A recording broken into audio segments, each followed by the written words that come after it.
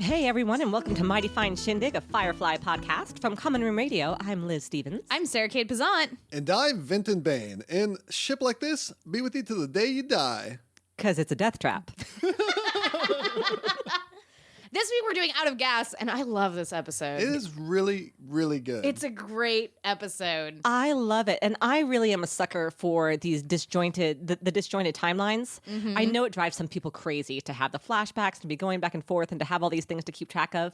But I just think it adds so many layers, and I love to see the different patterns that come up and develop as you go along. I love the rewatch value on episodes like this. Yes. All the callbacks. I think it's really beautifully done. Yeah.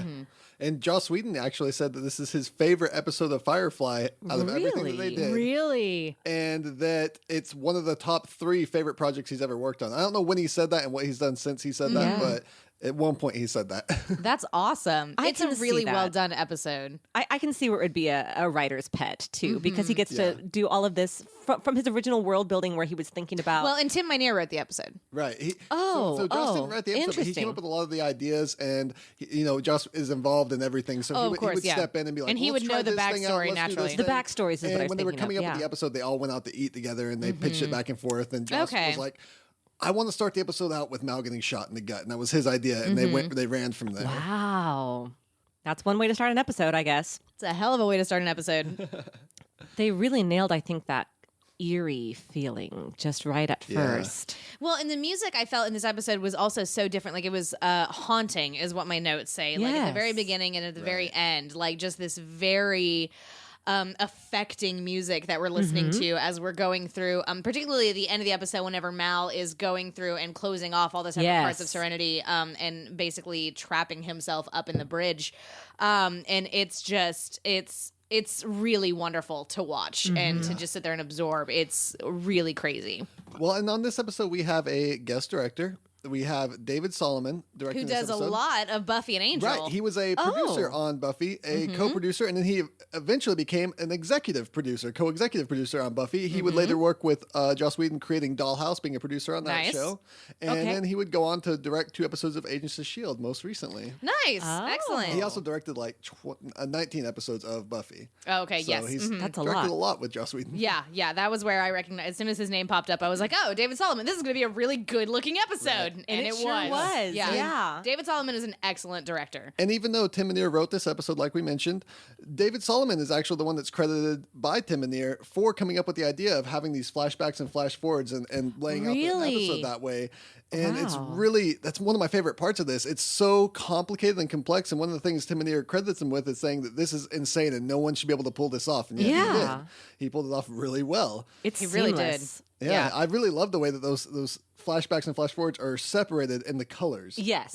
That But sometimes even the camera angle, like when that's true sometimes even the camera looked like one continuous shot, and you really only had the color gradient to go by, Right, and it still worked beautifully. Yeah. Also, the film grain would get much more extreme whenever we're looking at, particularly like the way back story. Not that this is what happened on Serenity and now we're here, but everybody's backstory is how they got onto Serenity. I liked that a lot. I think they said they filmed that on Kodachrome, and it was they wanted to make it look like old home videos, basically. And it has that warmer feel, the high contrast, and like you said, it has all the grain and a bit of the blur in there. Almost like a dream feeling. It looks excellent. It was really well done. I mean, if you're gonna do like a flashback sequence or anything like that, then I think that like using that extra film grain is definitely a good way to produce that. And it contrasts nicely with the flash forwards that are so dark and cold, where you have that blue tint to everything. And very clear and crisp. And it contrasts really nice with that because, of course, at that time, Mal's alone on the ship. It's dark, it's dreary. There's a sense of dread there, that eeriness. Well, and also it's almost as though like when you think about like memories, when you're going through and you're trying to remember things, you're never going to remember something as clearly and crisply as you are experiencing something in that moment. So that also is just kind of a neat takeaway from that as well, where we're going through Mal's memories of getting all of these crew members. And so of course everything is like highly saturated. We've got that film grain and just all of this stuff saying this happened like forever ago versus, what is happening to Mal like right this instant. I thought it was just a super cool, very effective effect. Yes. Yeah. And I mean, they've only got 45 minutes to do this, so it has to be very crisp and clear. You can't be confusing people and throwing people off. It's wonderful. It's wonderful. Wonderfully done. Yeah, great episode. Absolutely. Yeah. Time for some thrilling heroics. So in this episode, Let's all remember our pilot episode where Kaylee said that they need a new compression coil and they'll be dead in the water without it. And Mal says, well, I'd like a lot of things, but just keep her running. We can't afford it right now. And Kaylee did her best for 7 whole episodes. Yep. She sure did. And finally, things have come to a head. Oh, gosh. I like, though, that she didn't throw that back at him. Like, she didn't say, I told you, and if you had only listened to me, and you should have, you should have. Like, What's they all interesting know. is that I felt like I saw that in her face. Like, I felt like I saw that knowledge that, like, if you had done this, we wouldn't be here. But there's no way that Kaylee's going to say that to Mal. Yeah. I don't know. I mean, she says that kind of thing. Remember we talked last episode about how she always calls Simon out on his behavior. true. I think she might have. I think she just knew that It wasn't helpful it wasn't in that moment. helpful at that Right. moment. Like, it's too late now. She was awfully sassy with him when she was asking for it, if you remember too. But it's too You're late right, now. yeah. Now we just have to buckle down and do the work and figure out what can be done to make the best of it. So one of the things you might notice is that Zoe isn't in a lot of this episode. I did notice that. Yeah. So Gina Torres actually had to be absent from a lot of the filming of this episode because she had just been married. Oh, that's And exciting. she was on her honeymoon with Lawrence Fishburne.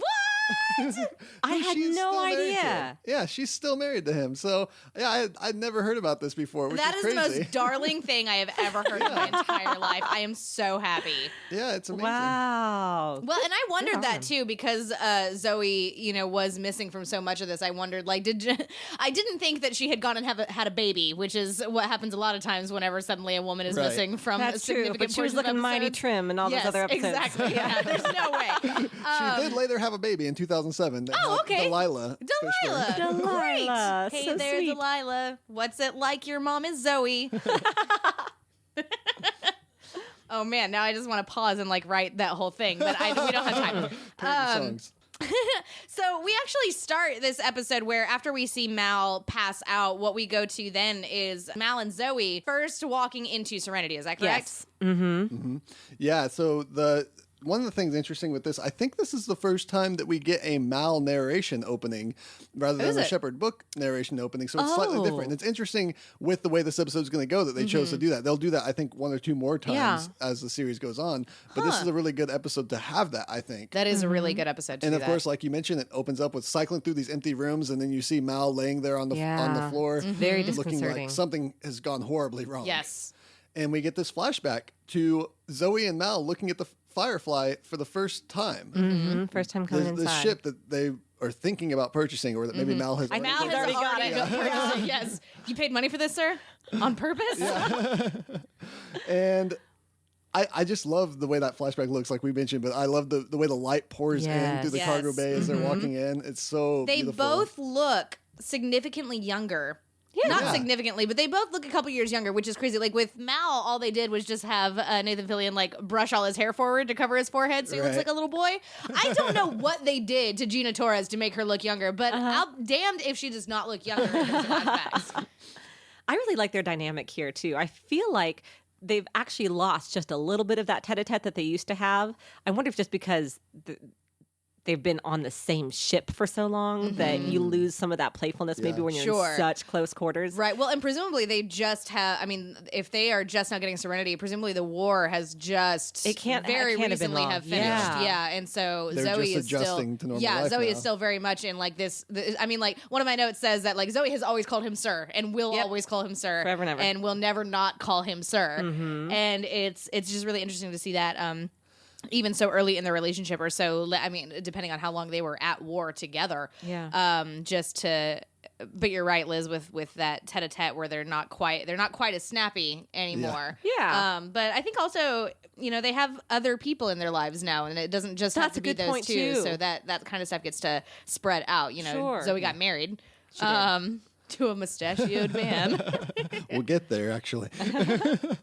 So there's a moment here that seems like a throwaway joke where Zoe points to the ground and says, "What's that?" And we don't see what it is. And Mal says, Oh, yeah. "Something must have been living in here." And she's pointing exactly to where Mal will be laying later. Yes. Really? Yep. I didn't- missed I didn't that. notice this either, but the commentary points it out. They're like, she's pointing exactly where Mal's head is on the ground.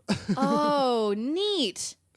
And of course, as they leave this room, the camera angles down without cutting. And this is what you brought up Yeah. earlier, Liz, that the film gradation and the color just changes slightly as it goes down. Yeah. And you see Mal laying there on the ground. It's now flashed forward to him on the ground, and it goes under the grating and shows that there's blood dripping from him. Yeah. I do want to talk a little bit before we move on about the things that the ship represents to Mal. Okay. Oh, yeah. I thought that was great when he was talking about, of course, that it represents freedom for him, which is obvious. Like, we Yes. all knew that. But immediately from the get-go, he talks about having a small crew and people who are like-minded. You know, Yeah. what is that line, Vinton? You've got the book. Yeah, he basically says that he's looking for a small crew, cook, live-like people, them as feel the need to be free, take jobs as they come, and will never be under the heel of nobody ever again, no matter how long the arm of the Alliance might get. We'll just get a little further. See, I really like that because it shows that he was always looking for not just a crew, but his crew. Like Right. he always associated this ship with being this home away from home in his own little community. Yeah, I really like that. There is almost that idea of like talking to a wife and saying, let's have a family, let's start a life Oh, for God. ourselves, and we'll Yes. start a home. And it's almost the idea, like that's the dream that he's having here is let's start a home, a safe place where we can live our lives. Yeah. That's beautiful, Vinton. Yep, Yeah, that's good. absolutely. Yeah, I really, I think my favorite part of that entire sequence is just whenever Mal says, "Ain't never gotta be under the heel of nobody ever again," and it's so much of who Mal is right in that moment. It is. And it it's shows really that wonderful. optimism that he has and that hopefulness that he acts like he doesn't have, but it's clearly there. He's an idealist. So we go to our credits, and then we get back to we see Mal struggling on the floor trying to get up, and this whole time, you know, we as the audience, if you're seeing it for the first time, you're like, "What happened?" Yeah. And he's carrying a device in his hand, some kind of mechanical device. Some sort of car part. Yeah, exactly. And we hear more of just the way that the coloring has been changed. We get more blues in the present time, a little more normal. What we're used to, Right. it's more the house style of Firefly that we see. And then we get to recent past. This is whenever we cut to everybody sitting around the table. Yeah, and Which you is know what- you know always what's- my favorite. It's just my favorite thing, everybody laughing at the table. It's amazing. And you know it's current time because there's no high contrast. It's now Right. it looks like the normal show, and they're sitting around the table laughing. One awesome note here that I read about in the book is that Ron Glass has this memory of doing this scene, and one of the first times they were filming the scene, he went to start the laughter so everyone could start laughing in with him and start the scene. And he starts laughing and laughing, and everyone's just staring at him like he's insane. He looks at everyone like, come on, join. And they're not joining him. They're just staring at him. And then he later found out that Nathan Fillion told everyone not to laugh when he started laughing. That's terrible. Oh my gosh, that's amazing. And he said funny. he's never been a practical joker, but he can always appreciate a good one. Yeah, that is a good one. Oh, and it's funny because it did all sound so natural. Even the pattern of it, how everybody laughs at Yes. once Yeah. and kind of trails off together. That I was was really thinking about wonderful. that, how hard it is to fake a good It is real so laugh. hard Yep. to fake. Yeah, the only thing I can, the only thing I can imagine when you're doing those TV shows and stuff is somebody does something just genuinely stupid to get everybody to actually laugh. Yes. And man, I sure do wish that we could have heard that Right. entire story That from is Shepherd Book. The most genius writing tool right there is Yeah. to let the reader imagine how funny the joke was rather than trying to come up with one that will make them laugh. Right. And you get to be Wash in this moment as Yes. Wash comes in and he's your surrogate and he's like, wait, what happened? What's the Yeah. story? Who did what now? I want to hear about the natty thing.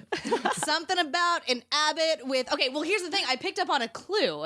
At one point, when we're going through and we see everybody, it cuts to Jayne after Wash has sat down and he says, "He who, like, what about the natty thing?" It goes over to Jayne real quick, and Jayne makes this motion, like, next to the side of his face. Oh. So I think that this was a story about an abbot's pathetic attempt at a beard. I like that. Natty works for that. Sure. Oh, Nice. that's funny. And it's at this moment that Kaylee decides to tell Simon that it's his turn to tell a story about Oh doctoring. my goodness. Oh, let's not skip though, real quick. Wash and Zoe actually This is being really lovely great and Zoe delightful yeah, together. right. You know, Yeah. We've got great I Zoe. didn't make a note of that, Veneer but that's so true. Writes really excellent That's Zoe. right. We were talking about Yes. this. Tim Minear writes good Zoe, and everybody Yeah. else is like, "What are you doing?" So it's unfortunate well, she's not in Jane most of Espenson. this. We liked her Zoe too. Yes.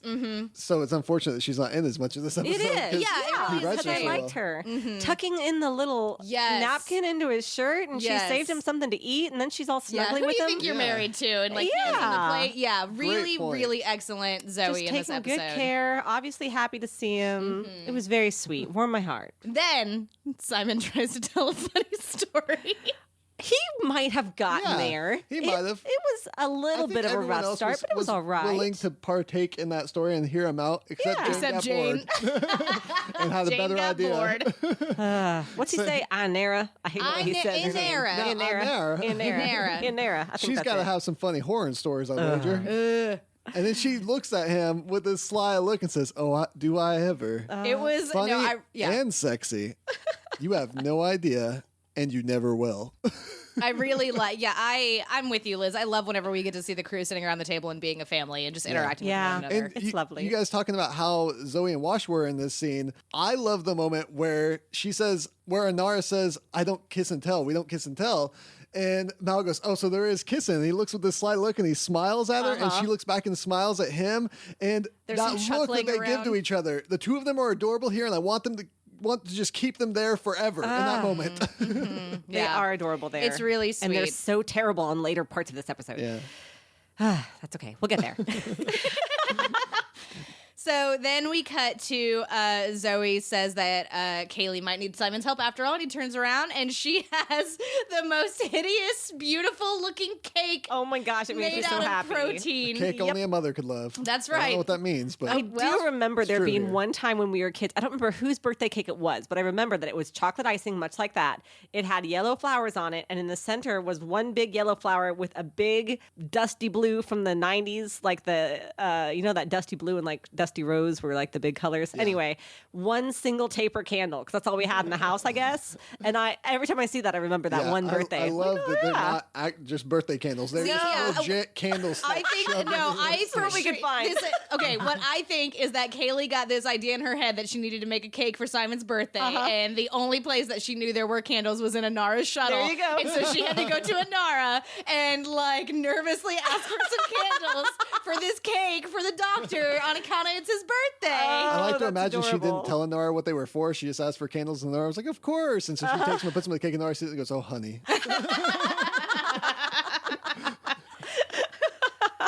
I love that we see Jayne trying to sneak frosting and Mouse swats his arm. I love all very these In the tiny commentary, they moments. mentioned that that's one of the things about Jayne is almost any scene you see him in, at least once per episode, he has to be touching things. He's very touchy. He's always like yeah, touching that's things and right. feeling things. It's a character thing That makes I a lot really of like. sense for Jayne. I like that. I really like when River says, "Day is a vestigial mode of time measurement based on solar cycles. It's not applicable."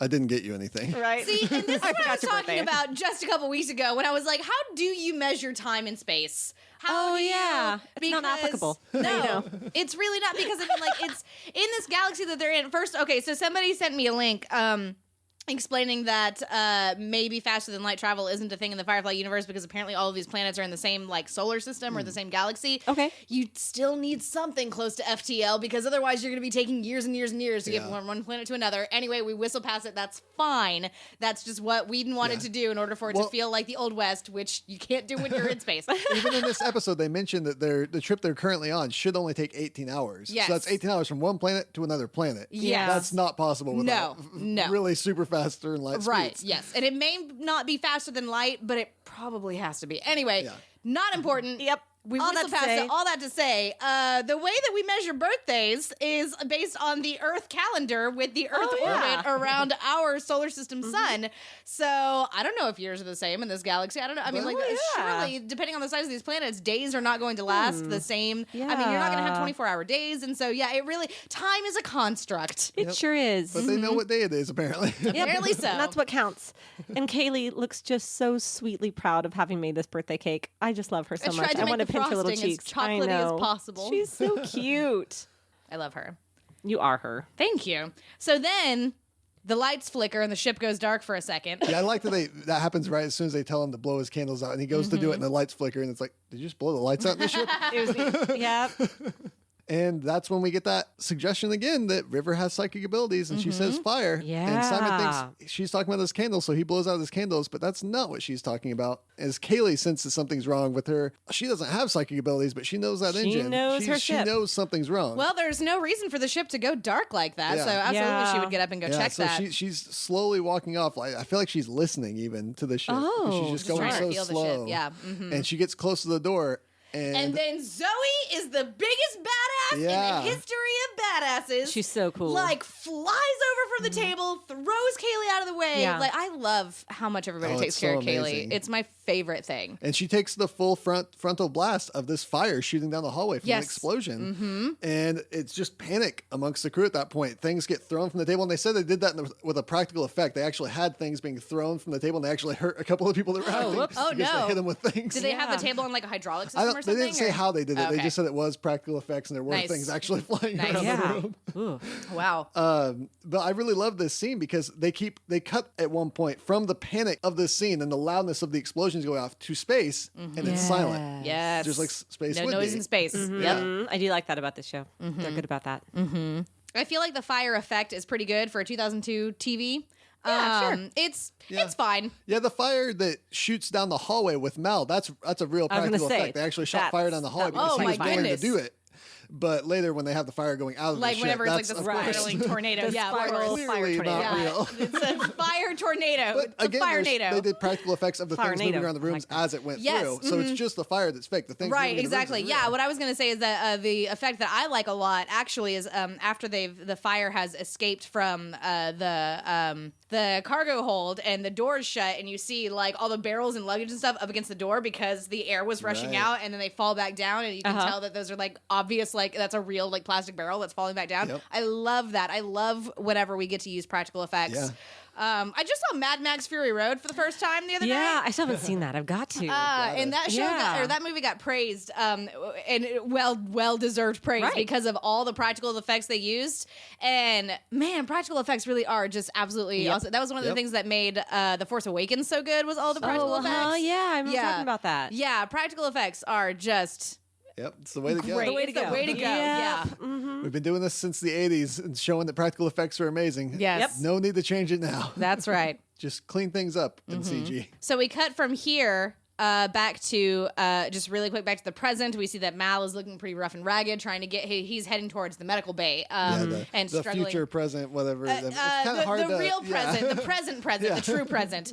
So Mal's trying to get his way into the med bay. He opens up the doors, and then we cut to the recent past. Right. And that's when we see everybody getting Zoe into the med bay. After we have already heard, Simon wanted to go get his med kit, and Jayne was like, "If I let you out of this room, we all die." Right, which I do like that they had to seal off all the rooms, and because to get the fire out, they had to let the oxygen out of the cargo bay. Yes. And so they have to seal everything where there's people, and like everyone gather together, seal everything up. And so I really like that strategy and that quick thinking. Yeah, definitely. Mal is a very good captain, and he knows what he's doing. Captaining the shit out of this thing in this episode. He's he smart, really is. really smart. Alan Tudyk is amazing in this episode. Yeah. He is very good. Just thinking about him next to Zoe in the med bay with how concerned and worried and distraught Wash is in this moment, saying things like, "Come on, baby, you're strong. You're the strongest woman I know." And Mal trying to get him, "Hey, Wash, I need you to get to the bridge." And I love their entire... I love this whole scene. I love their argument. I love how tense things are getting. I love that whenever Mal grabs Wash and shoves him against the wall, even Jayne backs off and is like out of the way, like, oh, geez. Yeah. Because Wash doesn't get into fights, Wash usually just backs right down. He might get a little snarky, but there's never like a physical There's something altercation. he's willing to fight for. Yeah, and that's his wife. Yeah. But when we first cut to the scene, I like this moment where they do rush Zoe into the med bay and everyone's surrounding her, but there's someone missing, and Mal looks back and sees Kaylee standing outside silent, panicking. You can see that she's so still, and inside there's so much panic, and he runs out to her to comfort her and is like, "Well, you got to get out of here. You got to go do something." And she says she's not moving, looking at Zoe, and pauses and says, Serenity's not moving. Right. Like, I don't know if she's trying to cover what she was saying or if she's just both here are in dire need of help. But I find it so disconcerting to see that she is worried and nervous about the ship, because I've come to really count on her to just be able to fix it, to come up with some interesting idea. And she looks very distressed and hopeless. Absolutely. And it's unnerving. But there's that scene that you mentioned, Sarah, where Mal is trying to get Wash out of there. He's like, "Listen, Kaylee's in the engine room trying to fix this thing. I need you up on the bridge trying to fix this thing." And I think he's doing the captainly thing. This is the best thing for a captain to do. Keep his ship together, keep everyone calm. He knows that this isn't helping what's going on here, having everyone down here panicking. And he's Totally like, true. "I know that you're hurting and panicking. You got to get back to the bridge, though, because you have to take care of us, and that's best for you right now, too. That is true. And Wash isn't listening. And it's the best captain thing, but it does kind of make him look like a little bit like a bastard because, of course, there's a husband I and wife totally there bought suffering. it. Yeah. I didn't feel like... It's one of those things. It's you have to do it, even if it makes you the bad guy. Yes. Yeah, and I don't think during any instance that I feel like Mal was like out of line. I know that before we've talked about like, well, Mal can be kind of a jerk. Like here, Liz, you're right. He's captaining the shit out of all of this. But I do really like that. And they do get into that altercation. He throws him up against the wall, and Wash finally concedes and angrily leaves to go up to the bridge. And then we get that flashback of Zoe and Mal first meeting Wash. That mustache, though. The mustache is the worst, right? It's so terrible. This scene so much, and I only love it more because I have seen the blooper reel for Firefly and Serenity. The blooper reel. And in the blooper reel, we see this scene.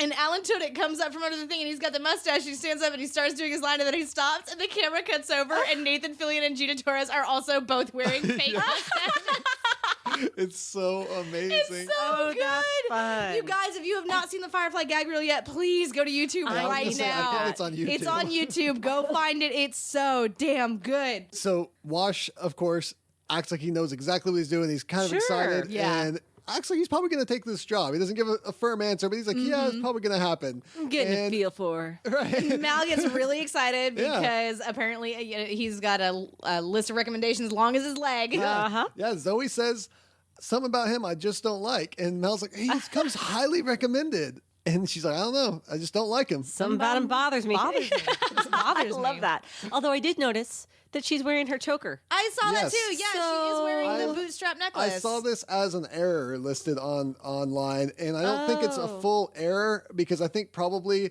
the person that did that in the episode where I mentioned it about it being a thing between her and Wash probably had that in mind and wanted that to be part of the plan, but that wasn't like a full-on thing with Joss Whedon and everybody, so it just ended up being put on there anyways. And so I think it just wasn't communicated that was going to be the point, and it shouldn't be on her before that. I don't know. Well, if we look at these as like Mal's memories from Mal's POV, I mean, the man is dying. Oh, in his that's ship. interesting. It's Maybe he entirely just possible. is used to... He just is used to Zoe the way that she is and just remembers that. And that's why even if these took place maybe some years ago, everyone was canon. the exact same. I really like that headcanon. Yep, Thank I you, like Sarah. it very much. Thanks, Sarah. Yep. Gotta make these things work somehow.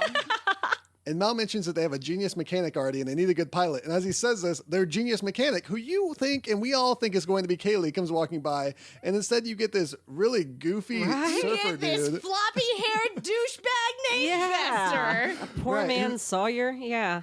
And he says something like, genius? No one's ever called me that before. Shiny. He's like... I don't like him saying shiny. It really bothers me. He's like a surfer dude in space. Oh no, you don't think that Kaylee learned shiny from him, do you? You pick up mannerisms sometimes from people. Maybe he learned from her. Maybe she said shiny like 8 times right there in the in Oh, the she probably, engine yes, room. nope, that's much better. Yeah, I like that better. way better. Yep, Yeah. I like And that better. Believe it or not, that actor would go on to play a young Hank Pym in the Ant-Man film, playing a young Michael Douglas. What? Isn't that weird? That is really weird. That's the weirdest thing. Okay. And then we cut back to Zoe in the infirmary, getting a shot of adrenaline into her heart. Because her heart stopped. And I appreciated this a lot because they didn't immediately go for the defibrillators or anything like that, which you're not supposed to do when your heart stops. Defibrillators are for Getting when the heartbeat. Yes, whenever Steady you're again. tachycardic. Yeah. Yes, Or when you have arrhythmia and your heart is weird and funny, and that they stop your heart to get it to restart and go back in the order it's supposed to. But in TV land, anytime somebody's heart stops, they just use a defibrillator and then bring them back. To be fair in that note, also in TV land is the only place where you can inject adrenaline straight into your heart and survive. Oh, is that so? Yes. Okay. That was a big damn needle. I'll tell you what. That was a huge. Was a big damn needle. I know you can man. inject adrenaline. I know that's a thing, but I read online that scene particular is like, nope, that person's dead. Yep. Oh, can't Does that do mean it that like Uma Thurman in? Yes, actually, that's also I've read before. I believe that is also a medical impossibility. In Pulp Fiction, when she ODs on heroin or whatever it was. Yeah. But I think It is I neat, still think though. it's a good scene in Pulp Fiction and here. Yeah, Shoving a needle it's into really somebody's cool. chest is just like, it gives that and feeling then it's that super you cool want. when we get that two beat with Mal having to do it Yes. to himself. Yeah. Which, The only reason that even happens to Zoe is to show you. Yes. So Mal knows Where, that like- there's Why Mal adrenaline knows and how that to can do help. this. Yeah. You'd have to Otherwise, go- Mal wouldn't have known. I mean, because Mal, there's no way that Mal was strong enough to be able to like break through like his sternum. So he had to Mal go. is strong enough to do anything. Have you watched this show? Have you He's seen those arms? dying. Have you seen those arms? No, you're completely dying. right. No, you're completely right. You're completely right. So It's he nonsense. had to go like It's under nonsense. where his ribs like separate under and ribs, like but more avoid the upwards. lung. But Oh God! But the lungs are like right in front, right? Yeah, What no, is this the is body? not- How does the human body work? it's okay. Just don't operate on people, and you'll be Science. fine. Science is how. Okay. Biology.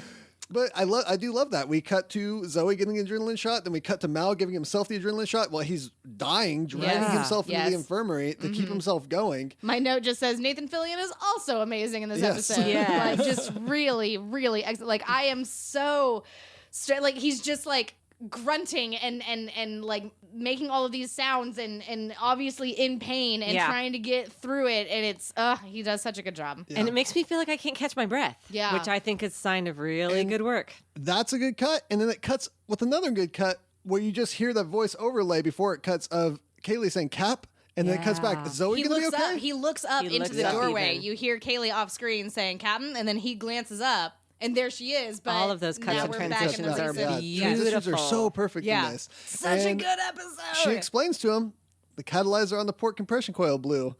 It's where the trouble started, just like she called it before. Yep. And he says, I'm going to need that in Captain Dummy talk, please. Yes. And she explains that they're losing oxygen. Yeah. The ship's no longer generating oxygen. The backups were destroyed in the explosion. And Jayne says most of the air that they had left went out when they got rid of the fire. So there's not much left now. Yeah, I liked this moment of Jayne showing up and having, like useful exposition to add to that as well. Like we always talk about how Jayne is the big dumb dummy, but like Yeah. he knows about this too. Like he's like, oh, well, we lost all of our air when we had Yep. to shoot it out with the fireball. Right. And I love Kaylee's line, like just the heartbreak in her voice when she says, "We'll start to feel it, and then we won't feel nothing at all." Yeah. Which I read was a voice add-in later. They decided to add that line in that line. Oh, it was It was ADR? just supposed to go to Mal's face just staring, but then they added that in to help the audience understand exactly how dire the situation was. Yeah, Yes. I do think like it was a good choice. I mean, it's a good line. Yeah. and obviously Jill Stady does an amazing job. So. I do like when the scene starts when Mal is talking to Kaylee. He knows the situation's horrible and that things are bad, but he's trying to stay real positive when he talks to Kaylee. And it's not like treating her like a child, but he really just doesn't want her to suffer and he doesn't want her to be afraid. He wants to keep her spirits high. And he's like, everything's gonna be fine. Give this to me and Captain Dummy talk, making Yeah. jokes. And he has that look about him like trying to keep things light, even though things are very heavy. And I really appreciate that from Yeah. him. That's a very It's- fatherly thing to do. Yeah, it's almost as though, he wants to keep Kaylee's mind on like her knowledge and her capability and like, Right. no, okay, well explain this to me again. Okay, explain it to me in this way. Like I know that you know how to explain Yeah. this. So like it's more of Mal trying to have everybody do what they're best at so that they Yeah. are focusing on this thing that's going to kill them. Right. And it's on that revelation of them all possibly dying of oxygen deprivation that we get our act break. And we come back to Simon telling Inara that Zoe will outlive them all in this condition because she's using less oxygen.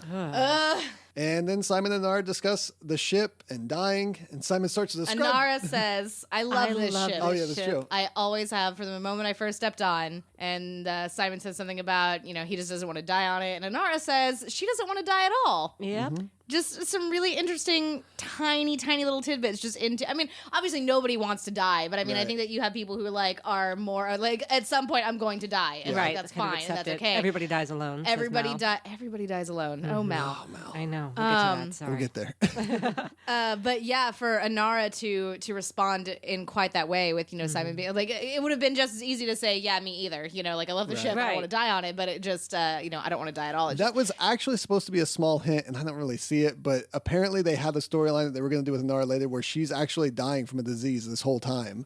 And that she had this disease that was slowly killing her, and they dropped small hints in throughout a lot of it, and that was supposed to be one of them where she's like, I just don't want to die because she's been thinking about dying a lot lately because she has a disease that's oh killing my her. gosh, that's brilliant. But they never If that actually had got to do been that. True. Yeah. Wow. Ugh. So I don't know whose idea that was. I think it was Joss. Joss had an idea of doing a future story about that, but of course they just never had time for it. But there were small hints that he wanted to filter in there. Wow. Oh, that's Interesting. genius. Yeah. Oh, man. And then, of course, Simon being the He's the obnoxious biggest social doctor, dummy. he has no idea no social awareness, starts Yep. describing what death is like when you suffocate. And Nara's like, I don't need you to tell me. Please stop. Please, I don't need a clinical description. And then we get that really depressing line from Simon basically saying, but it's my birthday. Yeah. Yeah. And we're going to die on my birthday. Sorry about your birthday, bud. You'll be Yeah. like William Shakespeare. There's neat symmetry to that. Yeah. So then we cut over to Book, and he looks really, really, really, really afraid. He's very distressed. He's Yeah. very okay. Distress is probably better. I think I like distress better than afraid because I feel like Book is a very brave man, and to see him afraid of presumably dying. To see him presumably afraid of like death and what's going to be happening to them seemed really uncharacteristic to me, and it pulled me out of the scene. Interesting. Because he has been so brave in the past and is very smart and very capable. The only other thing I could figure That's right. is When he got shot, he was super relaxed. yeah, he was like way pretty chill about that. it. Yeah. The only thing I can figure is maybe he's very afraid for the crew, for their souls. Maybe he's afraid that he hasn't done a good enough job of shepherding them, and is concerned that all of these people that God put me here to care for, and I now I cannot save them. Like they're going to die. And, That is so interesting. I wonder. I like that a little better. Yeah. Or just- maybe it's the cause of death. Maybe that idea of suffocating does sound like a really freaking terrible like people who way are to just die. really afraid Definitely. of drowning. Yes. Maybe if you're in a place Right. where you're in space a lot, that's your Yeah. fear is like dying in space and gasping for oxygen. Yeah, So and that it's like could being in definitely a be it, too. submarine in the ocean. And Ooh, everything see, that collapsing made me in. Well, I kinda mean, get the both are heat. ways of Yeah. suffocation. I mean, drowning Yeah. is just suffocation because you have all this water in your Right. lungs. Yep. One of the things I learned from the commentary at this moment was that Ron Glass was a Buddhist, and I didn't know this before, but apparently they always had to kind of wrangle him in because he would start slipping Buddhist philosophy into his character, and they were like, "That's not the character, Ron. You gotta be like the straight-laced Christian guy." How funny. So then River pops in and she's like, "Don't be afraid. That's what it says, but you are afraid." And they have this whole discussion. Yeah, I and- do like the pause there though, where she says, "Don't be afraid," and she pauses, and he looks at her like, "What?" And then she's like, "That's what it says in that book you're reading, basically." And I really like that she's like, "No, I remember reading it. Yeah, I it. read It said- through It this, said, yes. don't be afraid." I made several annotations. Yeah, but I River just right there at the end when she's like, you're afraid that we're all going to die gasping, but we won't.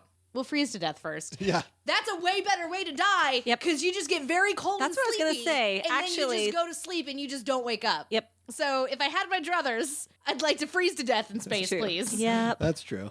Although I do hate being cold. I do hate being You can cold. wrap yourself in a blanket, though. It's true. Well, yeah, but if you're freezing to death at Yeah, some you point, still get to the Yeah, here's the other thing. Like, if you're really truly freezing to death, after a little bit, you're not going to feel cold that's anymore. true. That's true. You're After a not while, you gonna don't feel feel anything at anything. all. Okay, fair enough. Yes. And it's at this point that Mal walks under the bridge to ask Wash if he had sent the rescue I beacon. love this scene. Yep. And Wash says that he did, but that it's all pointless. And the two of them start to fight back and forth. And I love the emotion and frustration here. And one of the things I learned in the commentary is I guess Wash was late to this scene and he was frustrated. He couldn't remember his line. So he poured a lot of that frustration into the scene. Oh, that's awesome. And it worked so perfectly.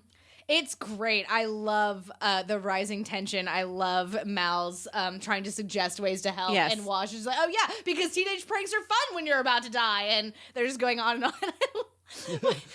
Wash is just like, and then, it's going to screw up their navigation systems and they'll have to stop and find us. Well, maybe I should do that. The way he they fight realizes towards it's a the end good for the idea. right. It's like, maybe I should do that then. And fighting you for the should. last word is just hysterical. Fine, good, great, yeah. And I love that Jayne comes in there. Hey, what do you two think you're doing? Fighting at a time like this. And that Right. pause, you'll use up all the oxygen. That is my favorite Classic thing because you're Jayne. suddenly like, oh man, is Jayne like really concerned about like everybody needing to get use up all the air? Oh no, all There's right. our Jane. There's our boy. Yep. I think this episode, more than any other, has so many good lines that are delivered perfectly because of a pause. Yeah. Oh, that's a We good just call. got those two from beats, River, and taking we've gotten those multiple moments. before, yeah. Yeah. And then it fades into a flashback of him walking into the engine room, asking why they're delayed, and catching his mechanic, the original mechanic, the surfer dude, Bester. making love. Can I just in the say, engine there room. is no way that having sex in that engine room is comfortable. I mean, I get that they're standing, and maybe that's fine. I don't know. I don't think you understand how much Kaylee loves engines. That's what I'm saying. I think so. I mean, I could make do on a tall ship, is what I'm saying. And there's not a lot of cushy spaces. But I mean, like you have bunks, you've got cabins, like. Okay, You sure. don't always have to have sex in comfortable places. That's true. Yeah, and then you don't get the sales and the sound of the sales. I don't know. I don't know. I mean, I guess I am relatively new to the whole sex thing, so I don't know. Maybe I'll learn when I'm older. Well, You are old hats at this. Mal takes your position and asks, "What's wrong with your bunk?" And he says, yeah. "She likes engines." Yep. They make her hot. Oh, God. Bester, you're the so worst. gross. Yep. But Floppy-haired douchebag. And Mal wants to know why the hell the ship isn't fixed and why they're not off ground and going on about their job. And he says that the grav boot's shot and they can't go anywhere. And this woman that he's making love with says, or had been making love with, they're not still in the act, I should say. That would make it's for an cracking awkward me up that you're scene. saying making love to, because that is not what is happening here. You know what? I can't. banging. What- they're banging. Yeah. They're humped. You like that, Liz? No, they're Is that what you wanted? No, I did not want that. I brought this Brought this upon on yourself. myself. He humped her real good in the engine room. Gross. I regret everything. Go back to making love. And Kaylee, it turns out to be this woman that he's with. And she says, grab boot's not the problem. That's not what the problem is at all. This is the problem. I saw it down here easily. And she Yeah. points I saw it it clear out. as day when I was down there on my back before. Let's not gloss over Kaylee. the part where Mal calls her a prairie A harpy. prairie harpy. You drop off your prairie harpy. So apparently this episode really rankled like a lot of fans. They got like super duper angry about this scene in particular because they had all got it in their heads that Kaylee was like this Vestal virgin or something, and they saw this episode Oh. and they were all like, you turned Kaylee into a whore, which is not what Yeah, happened. excuse Oh, me. I don't Not like okay. any of One this. time does not Yeah. a whore make. Yeah, or ladies as and many gentlemen. times as Also, you she can want do what to she when you're not wants. She's a getting grown paid woman. That's for it. right. And you don't get Yeah. to judge her for that. That's Yep. right. Yeah. If she's not making you pay for sex, she's not a whore. That's Yeah, I think exactly they did- right. They did slightly touch on that in the commentary. They didn't mention the fans, but that obviously where this idea came from. They did say that some people might think that she's out at the docks just whoring herself out to any ship so she can get No, in the of engine. course not. But they pointed out that she's out looking at ships, and if Yeah. she finds a guy that she likes and wants to have sex, she can do that. Yeah, she can. But she hangs out the docks because she likes ships and she Yes. likes engines and wants Sure. to look at She them. just saw this Firefly, and of course it's going to Yeah, be beautiful of and course. amazing. And I mean, like, Yeah? this ship is going to, like, sing to her, and she's going to get there, and then here's this. I mean, I keep calling Bester a floppy-headed douchebag, but I mean, like, he's a good enough looking Yeah. dude. Sure, He's yeah. that pretty boy that you would have a fling with. Yeah, exactly. And that's Absolutely. all it was. Yes. Well, now that we're all in agreement. Okay. And she points out the problem and fixes it right there in The front red of them. couple. Yep. Says, hand me that thing right there. You're looking at it. I Thank you. like. I'm pointing right at it. Kaylee Yep. is always having to point things out Yeah. to other people when they're in her engine room. Yep. Love it. And she says that her daddy says she has a natural talent for this type of thing, and Mal offers her a mechanic position right there on the spot. I And love how Kaylee's eyes light Yes, up she whenever gets so Mal is excited. like, you got a lot of experience with a ship like this? And she goes, oh, I ain't never been on a Yeah. ship before. And he goes, wanna? And and just, she runs out of the room and she's like, don't leave without Don't me. leave I gotta without go me." ask my folks. Yeah. So cute. and then Bester's like, Mal, what do you need two mechanics for? I really don't. Do you think they just left Bester there? I think Yes. he must have. They were Yeah, like, yeah. See ya. Bye. Bye. And then it cuts to Mal coming into the engine room to the Kaylee dealing with the problem of the engine problems in our, what were we calling it? The Recent past. Recent past. Yep. And Kaylee's taking all the blame for this engine failure. really and it's so is. sweet that she's just like so tied to the ship that Yeah. she just is willing to take the blame for anything here. Well, it harkens back to he had just said that she had the job as long as she could keep her in the sky. Right. That's true. So, And Mal yeah. encourages her that they have to work with what they got and that she can make this work. And she says, has this great line here. Sometimes a thing get broke can't be fixed. And I love right before then, like just Kaylee's utter despair. She's like, you know, the coil's broke and blah, blah, blah. You know, we need a new one. And Mal's like, well, we don't have a new one. We got to work with what we got. And she just goes, but it's broke. And then we cut to the present with the alarms blaring. The Oh, computer man. saying life support failure. Yes. It's obviously at the very end of whatever that Mal has. The oxygen's out. Everything's over. Mal can Yeah. barely move. His hands are covered in blood. Uh-huh. And He wipes like blood all Yep. across his face. Ugh. And because of that engine part that he has, as he gets to the engine, slips and falls beneath Yes. the engine. And he just looks at it in Ah. despair. Do you guys remember the first time you ever saw this episode and like how stressed out you were Yes. with every instance of This this? is an edge of your seat Yes. type of like episode. I remember seeing that and like grabbing my face and being so mad and just Yeah. being like, So it's frustrated right for him. there. You're Yeah. Yes. And that's our act definitely. break. And we come back to the recent past and Mal addressing the crew who's all gathered together for this little get together and this little talk Everybody about what they're wearing going to do. blankets and coats. Yeah, because it's and- freezing because the heat's obviously out too with the ship floating in cold space. Yes. And he tells them that they got to take the shuttles, which have heat in there, and go in opposite directions, and hopefully they'll run into some help, and he's going to stay with the ship. And just in case the beacon gets an answer. And Wash, I love this moment here because it looks like Wash is being insubordinate again. Yeah. And he gets up to walk away, and when questioned, he says that he's fully on board. He's helping. He's like, Right. I got to go set something up so you can call us back if that beacon gets an answer. And I really love that it shows that relationship between Wash and Mal, that he's insubordinate when it matters, but in this moment, he's like, yes, I'm on board. We got to Right. do what works here. Yeah. So then we get into Inara and Mal's conversation as Mal's heading over to Inara's shuttle to get this put together. And Inara says, this isn't the ancient sea. You don't have to go down with the ship. Right. Which I like, of course. Yeah. And I like his care for her there. Don't trust Jayne and don't let him take over. Yeah. And Jayne will be reminding good for her, you in a spot of trouble. Yeah. Don't let him take over. Yeah. He's And like, he says, it's "You're still paid your up. ship. You're paid up. Yeah. It's still your Yeah. ship. Yeah.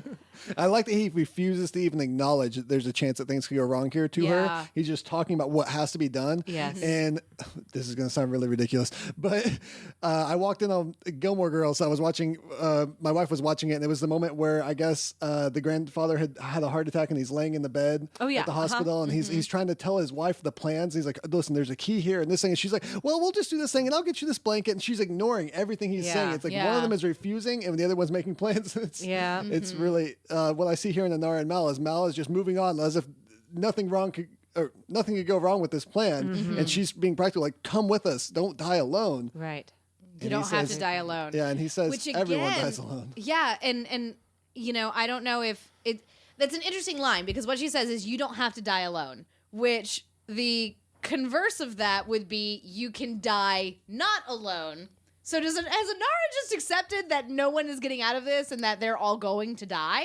I It's think a- you just about have to. I mean, you're going to think try to that's survive. What they're trying to put forth is that it's a type of situation where you almost have no choice but to accept. Yeah. That there's no part out there that's going to fix this. There's no reasonable reason to think that there's another ship out there that can help you. Right. Well, they're so. I mean, Wash even said it. You wanted us under the radar, and we are. We are completely under the radar. Their trip was supposed to be 18 hours, and they went almost a week's out of their way to go. So they're days away from anybody. Yeah. In their minds, at least. One of the funny things about this scene is that I read that Nathan Fillion, this is one of his favorite scenes, and he says that people don't often bring this up, but this moment where he says everybody dies alone, he says it still tears him up even if someone mentions it. Like he gets all really? teary-eyed over it. And it's true. It's a really, really good scene. I really like it. Do you guys believe that? Everybody dies alone? Yeah, I suppose so. Yeah, I don't know. I mean, yeah, even In a if certain you're like sense, that yeah. old couple on Titanic that's like snuggling as the water fills up. I mean, your last breath is just yours, and the thoughts in your head are just yours, and the fear in your heart is just yours. So, I mean, yeah, I guess so. It's terrifying. Yeah, or the peace in your heart. I don't know. Maybe you have peace in your heart. Anyway, you do. whatever that thing is Hopefully that I you do. got is only Dear yours. God. Where have we gone with this podcast? What have you done, Sarah? My It's supposed bad. to be Christmas. Merry Christmas. How do you guys feel about death? I have lots of anxieties. I was gonna say, you know the business exchanges Don't about that. actually. Yeah, I don't think about it. Moving on. Yes. Sorry, dear. So we cut from here to the first time that Inara comes on to Serenity and comes into the shuttle. Yes. I love this scene because the difference between I know. Inara's shuttle now and what it was. She's quite a nester. She is very. I mean, like, it is literally a nest. Like she has. It's like the inside of a genie's bottle now. It really, really is. Yeah. Where before it used to look just as industrial and empty as the cargo hold. And now it's like you walk into there and you're like, there's silks and pillows everywhere Yeah. and candles and incense and tea. And I told you it was incense. Yeah, it's amazing. And I love her in this scene. She's so strong. She demands strong. complete autonomy. No one can come in my shuttle without express invitation, which of course Right. we have seen is not the case anymore. And it makes me really angry and mad at Mal. And you're right, he does not respect her boundaries at all. And She it's says very that she won't be servicing him or anyone else on the crew. Yeah. I'll post She a lays sign. that law down. Yeah. She also says that that's the last time you get to call me whore. And Yeah. we know that that's not true either. So all these things just make me want to punch Mal in the face. Well, It's true. He doesn't actually call her He a doesn't whore. call her a he whore. calls her work whoring. yes. Still don't like it. Still Well, don't no, like I it. mean, it's not good, but No. he's sticking to the letter of the law, if not the spirit of the law. Yeah. Dislike. But yes. I do you're like right. the moment here where he's trying to defend the ship and she's like, you don't have to defend it. I like something with a few miles on it. And she's staring deeply into his eyes when she says that. And I'm Yeah. like, there's some tension there already. I see that there. Yeah. Like when she says, "You want me." Yep. And then there's that pause again. Like I mentioned, Yep. so many good pauses here. And she says, you want me on your ship. Right. Yes. Mhm. Uh-huh. And then she talks about how she brings a respectability that they need here on this ship with her being a companion. Like What I I've mentioned so many seen times of your before. operation Yes. so far. Respectability is something you desperately need. And Mal gets it in his head that, yeah, you are a companion. You are this fancier person, respectable person. What are you running from that you want to be on my ship? Oh, yeah. Which is a good point. Like looking at that So- situation. If like it's really interesting then because then like was she running from like this high like she says that she's not running from anything but I don't trust that for a second.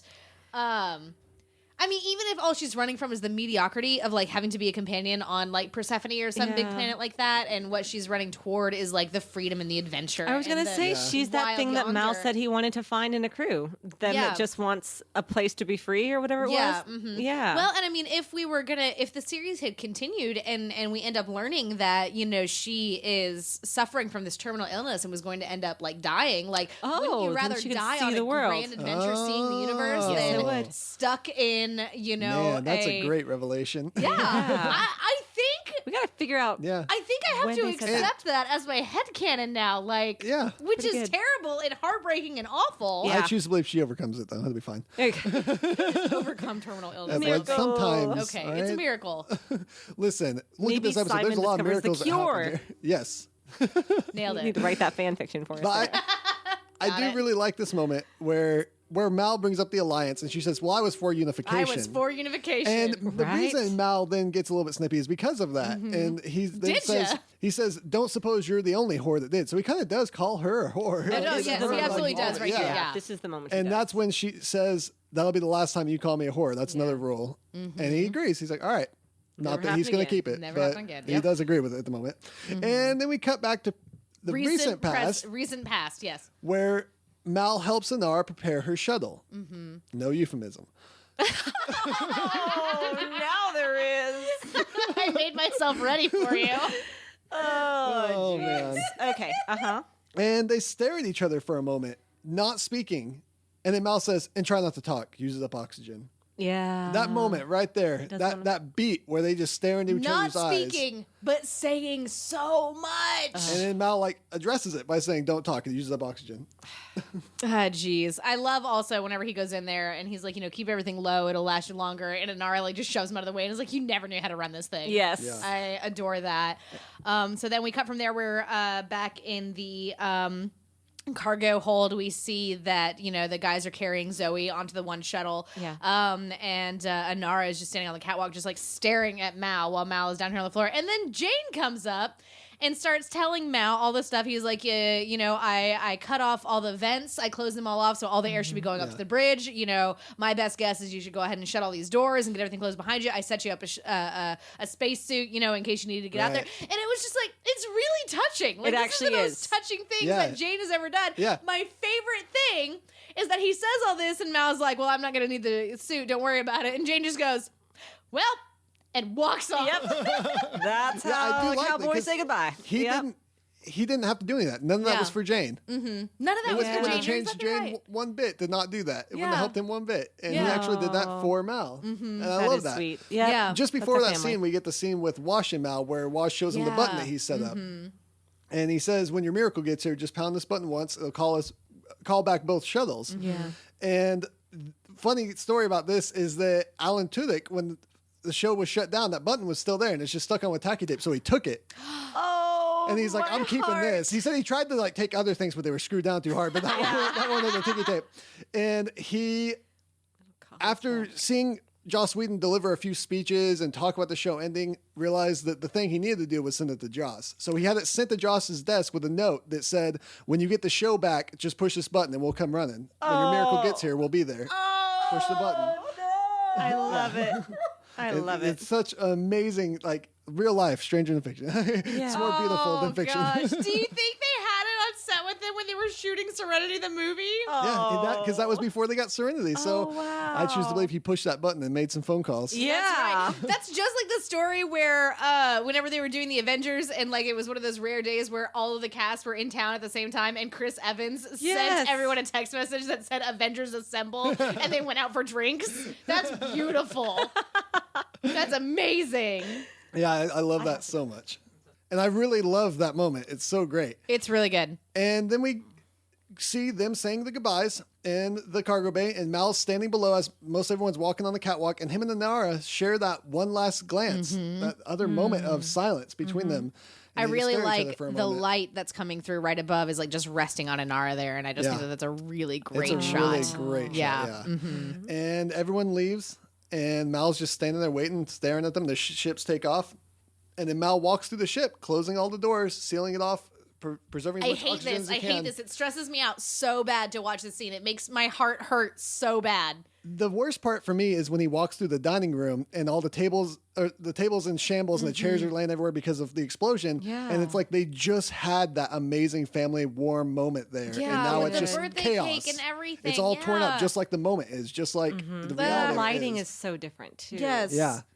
And he walks through and he shuts the doors and he gets onto the bridge. He grabs his army blanket looking thing and wraps it around himself. This is again like him going through. This is where that music, that haunting music, Yeah. picks up again, and like we're just watching Mal close off like spaces of his home, like places he can't go because it will literally kill him to remain in those places. Right. And the music in this episode is so Really good. gorgeous, It's right? so wonderful. So he wraps himself in that blanket, sits down in the pilot's chair, and rests his eyes. And we cut to him being asleep later on the bridge, still laying there.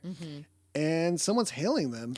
This was another moment that stressed me out so bad the first time I saw it because it's like static, Yep. and you hear somebody calling for him, and then he turns and looks, and just static. And I Yeah. remember nearly yanking my hair out. It's like he's thinking, did I dream that? Did I hear Yeah. something just now? Ugh. And then he sees the ship outside the window. Yes, it just pulls up right from underneath. Yeah. So someone has hailed them. They're gonna try to help out. They're talking right now over the video. Mal looks like conferencing. crap, Yeah. by the way. Comms. We'll just call them comms. Yeah. That's what they usually say, right? And they strike up an agreement because they don't know if they can trust each other.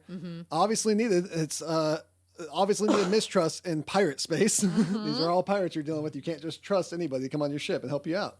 But they come to that agreement, and he lets the crew onto the ship. They show the part that he needs in the Yeah. window. The catalyzer? Yeah. Yeah. And they and Mal opens the doors, and at that point they draw guns on him.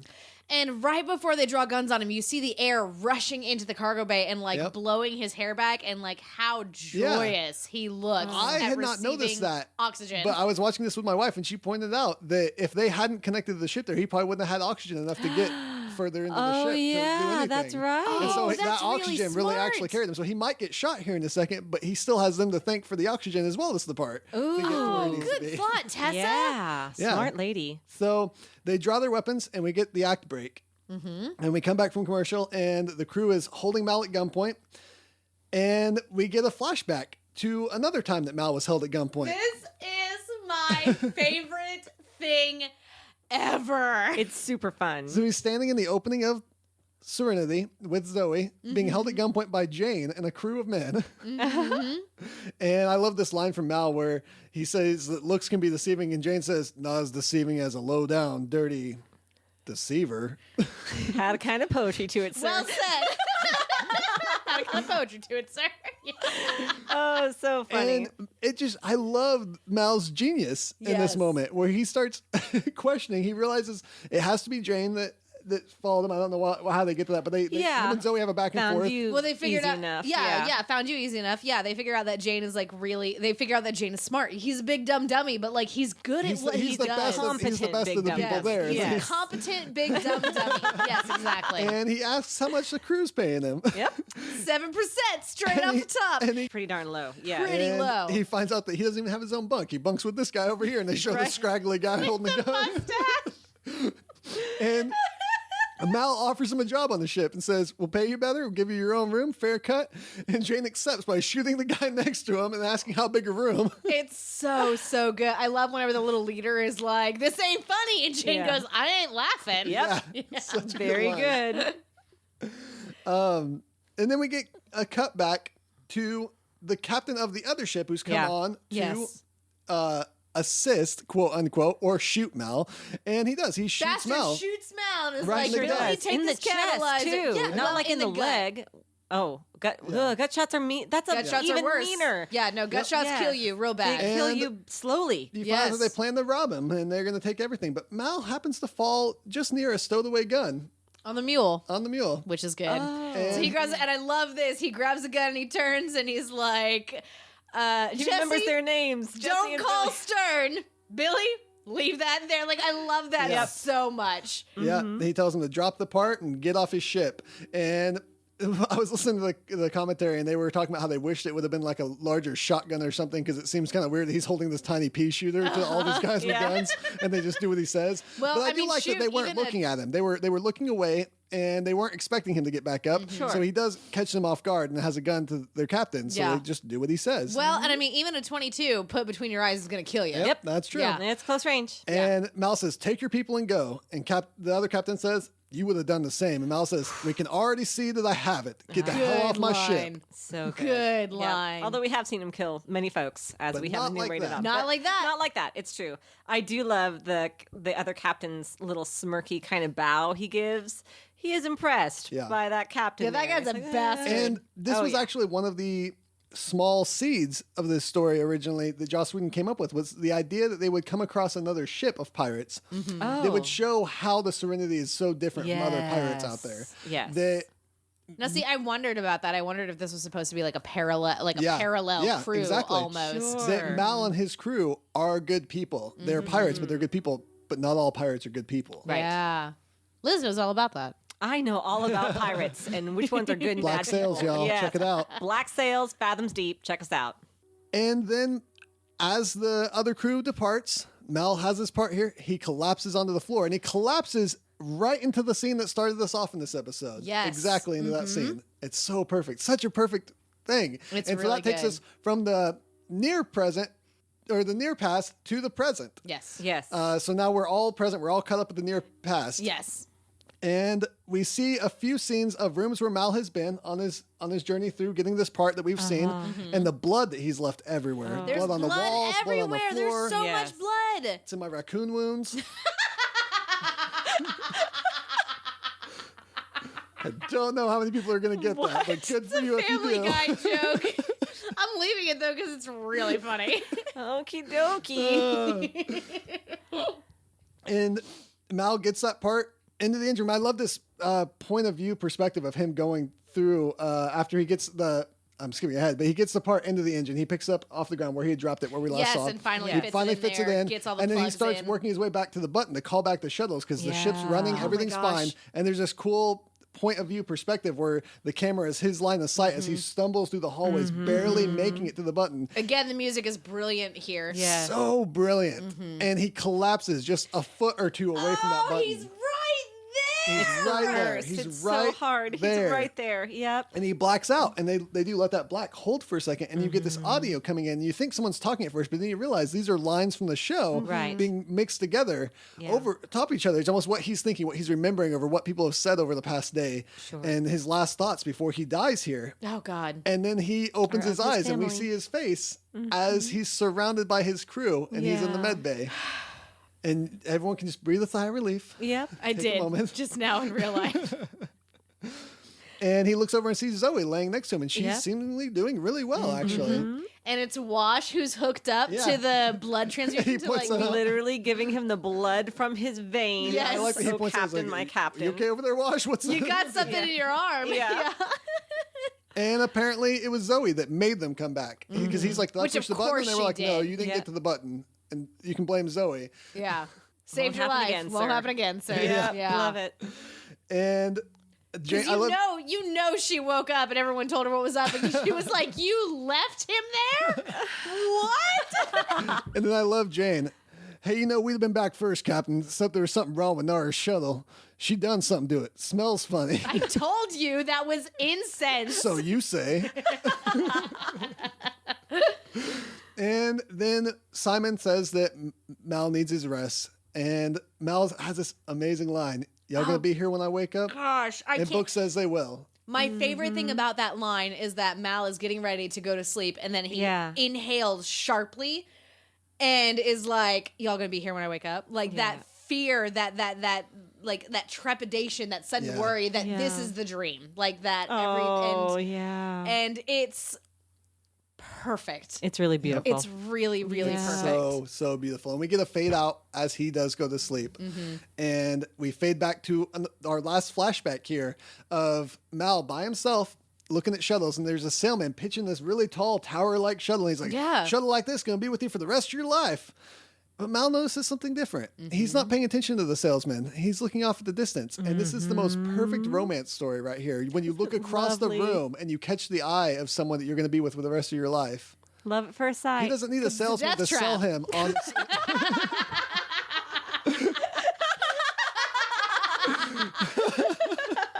He doesn't need a salesman to sell him on the Serenity. Nope. He sees her from across the room, and it's love at first sight. No, this is the ship that he's going to be with for the rest of his life. Yeah. And that's the episode. So sweet. Really, really good. Such a good episode, It's guys. a great episode. One of the best. I love my captain. So what are your favorite parts? Gosh. I think that my I love this episode a whole lot. I had forgotten how much I loved this episode until I watched it today. But I really do think that if I have to pick a single favorite moment, I think it's Jayne's backstory. I just really enjoy that quite a lot. It's so good. It's so well done. And especially after just coming off of Janestown and seeing Jayne's character arc and his character growth. I really like that. I really like Kaylee's backstory. I love how competent Kaylee is from the get-go. And Mal, even before talking about Bester, is like, we finally got a genius mechanic. And this guy doesn't even know that the red couple is unnecessary in order for your ship to be running. And it just comes up that works. Idiot. What about you guys? Oh, gosh. For me, I think it might be the birthday scene. Yeah. It's really sweet. It's so touching. And again, I love everybody around that table so much. Like that's what it all comes back to. That's what draws me to this show more than anything. So I'm gonna have to say that's my favorite moment. Favorite moment. It's too hard. I know. This is a challenging one. Just because I just said it, maybe, but when Mal just looks over at the ship and he sees it there and he knows. Yeah. And he's like, there's my freedom. There's my ticket out of here. There's my way away from the Alliance. Yep. And I would also like to say again how much I love just the choices that were made about the three timelines and all the flashbacks and just the way they told the story was beautifully done and very impressive. Well, that was Out of Gas. Yeah, I think that wraps us up. That was wonderful. I think so. Yeah, no, that was really, really good. Hopefully you were able to join us for the live tweet last night. If you weren't able to, you can join us for our next live tweet, which will be on January 3rd. We are taking the Christmas week off, but we will be back January 3rd with the next episode of Firefly, which is Ariel, which is episode 9 of Firefly. That's a really good episode. Some more really interesting Jayne stuff. Looking forward to all of that. You can get in touch with me on Twitter at Elsa Grab the Salt. I'm Lizbeth Ray, 555. I'm at Flesh Eater, and you can hear more of me from the Graphomania Podcast Network at graphocast.com. And quick plug, you should check out the Hancock Creative Shop where they sell t-shirts, and they have a Firefly shirt. Firefly shirt, you guys. With Mel on it that says, "You can't take this guy from me." And it's wonderful. I love that. It's and so it even has Nathan Fillion's seal of approval. He tweeted at them when it was first posted on Twitter saying, "I love this shirt." That's and amazing. It was so great back when they first came up with it. So Nathan Fillion likes it. You should too. Look up Hancock Creative Shop on Etsy. We'll post a link in the show notes. Yes, we certainly Fantastic. absolutely will. If you liked this show, if you liked what we're doing here today, if you want us to continue doing this sort of thing, then you can head on over to patreon.com/commonroomradio and you can kick us $1 a month or whatever you can afford. If you can't do that, you can share us on Twitter. You can share us on Facebook. We're on facebook.com/commonroomcast. You can send us an email at podcast@commonroomradio.com if you need to correct anything that we said or just commiserate with us about all of the feelings that we had during this episode. And I think that's gonna do it. I think that just about wraps us up. Excellent. So thank you guys so much for joining us, and we will see you on January 3rd from Common Room Radio. I'm Sarah Cade Pazant. And I'm Liz Stevens. And I'm Vinton Bain. You all going to be here when I wake up? Yeah. Yeah, we'll be here. Good. That's good. Oh.